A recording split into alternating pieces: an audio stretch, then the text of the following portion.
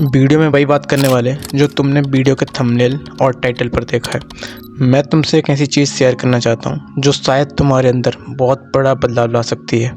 एक समय ऐसा था जब मैं किसी से बात करने से पहले कई बार सोचता था, अगर क्लास में टीचर कोई सवाल पूछ लेते तो मेरा दिल तेज़ी से धड़कने लगता था, और अगर मेरी क्लास में कोई लड़की मेरे से बात करने की कोशिश भी करे तो मेरे मुंह से वही आवाज़ तक नहीं निकलती थी।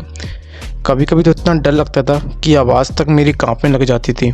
मेरे दिमाग में हमेशा एक ही चीज़ चलती रहती थी, अगर मैंने कुछ गलत बोल दिया तो, अगर लोग मेरी बातों पर हंस दिए तो, अगर किसी ने मुझे इग्नोर कर दिया तो, किसी ने मेरा मजाक बना दिया तो। यार हद तो तब हो गई थी जब एक बार क्लास में टीचर ने एक सिंपल सा क्वेश्चन पूछा जिसका आंसर मुझे आता था, लेकिन अपने इस डर के कारण मैंने हाथ नहीं उठाया और बाद में बहुत रिग्रेट हुआ कि काश मैं भी क्लास में अपना इंप्रेशन जमा पाता। और शायद तुम में से भी बहुत लोग इस फीलिंग को रिलेट कर पा रहे होगे, क्योंकि इंट्रोवर्ट होना गलत नहीं है, लेकिन अपने ही शब्दों से डरना बहुत मुश्किल फील होता है। मेरी सबसे बड़ी प्रॉब्लम यह थी कि जब भी मैं अपनी बात समझाने की कोशिश करता था तो शब्द गड़बड़ हो जाते थे या फिर मैं ज़रूरत से ज़्यादा बोल देता। बाद में मैं खुद सोचता रहता था, यार ये बोलने की क्या ज़रूरत थी। मुझे एक दिन आज भी याद है, मैं क्लास में एक लड़की से एक सवाल पूछना चाहता था। पूरा जवाब दिमाग में मेरे तैयार था, लेकिन मैं पूछ ही नहीं पाया। क्लास ख़त्म हो गई और वो सवाल मेरे अंदर ही रह गया। उस दिन पहली बार मुझे लगा कि अगर मैंने अपनी कम्युनिकेशन स्किल्स पर काम नहीं किया तो शायद मैं ज़िंदगी में बहुत बार खुद को रोकता रह जाऊंगा। फिर मैंने फ़ैसला लिया, अब मैं बदलूंगा, धीरे धीरे ही सही, लेकिन अपनी कम्युनिकेशन स्किल्स को इम्प्रूव करूंगा। मैंने कई वीडियोस देखना शुरू की, लोगों को ऑब्जर्व करना शुरू किया और खुद को एनालाइज करना शुरू किया। लेकिन इतने सारे टिप्स देखने के बाद मुझे एक चीज़ समझ में आ गई, कम्युनिकेशन का मतलब सिर्फ ज़्यादा बोलना नहीं होता। असल कम्युनिकेशन वो है जहाँ तुम्हारे शब्द लोगों पर इम्पैक्ट छोड़ें। और आज मैं तुम्हें वही चीज़ें बताऊंगा जिन्होंने मेरी सबसे ज़्यादा मदद की है मेरी कम्युनिकेशन स्किल्स को बेहतर करने की जर्नी में। अगर तुम्हें भी लगता है कि तुम लोगों के सामने खुलकर बात नहीं कर पाते तो बस अगले कुछ मिनट मुझे दे दो, मैं प्रॉमिस करता हूँ तुम यहाँ से निराश होकर वापस नहीं जाओगे। शायद ये वीडियो तुम्हारे अंदर एक छोटा लेकिन रियल चेंज ला दे। सबसे पहला पॉइंट है, control the speed of your speech. मेरी पहली आदत जल्दबाजी में बोलने की थी। मैं पहले बहुत तेज़ बोलता था, इतना तेज़ कि कई बार खुद मुझे नहीं पता होता था कि मैं क्या बोल गया। एक चीज़ समझो, हमारा दिमाग सोचता धीरे है, लेकिन नर्वसनेस में हम ज़रूरत से ज़्यादा जल्दी बोल जाते हैं। और जब तुम बहुत जल्दी बोल जाते हो तो तुम्हारी बातों का इम्पैक्ट काफ़ी कम हो जाता है। मुझे याद है, एक बार मेरे टीचर ने मुझे एक टॉपिक एक्सप्लेन करने को कहा। मैं जल्दी बोलने लगा।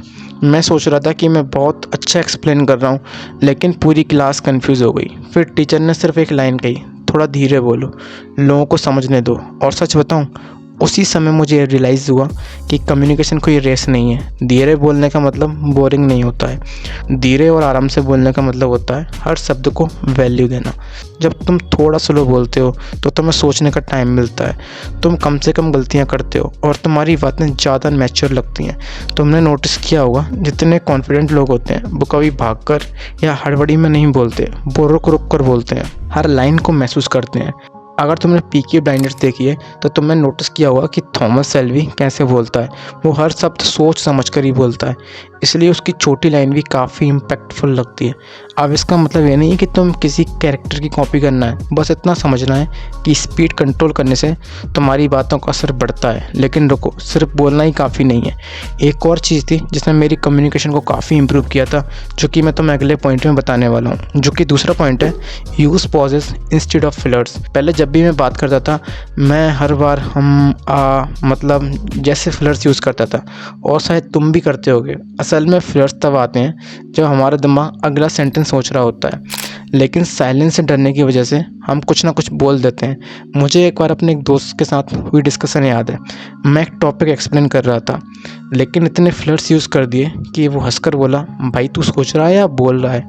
उस वक्त मुझे थोड़ा ऑकवर्ड फील हुआ, लेकिन वहीं से मुझे समझ आया कि फ्लर्ट्स कॉन्फिडेंस को कमज़ोर दिखाते हैं। फिर मैंने एक छोटा सा चेंज किया, मैंने फ्लर्ट्स हटाने शुरू किए और उनकी जगह छोटे पॉजेज़ लेना शुरू किया। शुरुआत में थोड़ा अजीब लगा, मुझे लगता था लोग जज करेंगे, लेकिन उल्टा हुआ। जब मैंने पॉजेज़ लेना शुरू किया तो मेरी बातें ज़्यादा कॉन्फिडेंट लगने लगी, लोग ज़्यादा ध्यान से सुनने लगे, क्योंकि पॉज वीकनेस नहीं होता, पॉज दिखाता है कि तुम अपने वर्ड्स को केयरफुली चूज़ कर रहे हो। तो आज से एक चीज़ प्रैक्टिस करो, जब भी नेक्स्ट सेंटेंस सोचना टाइम लगे, हम बोलने की जगह 2 सेकंड रुक जाओ।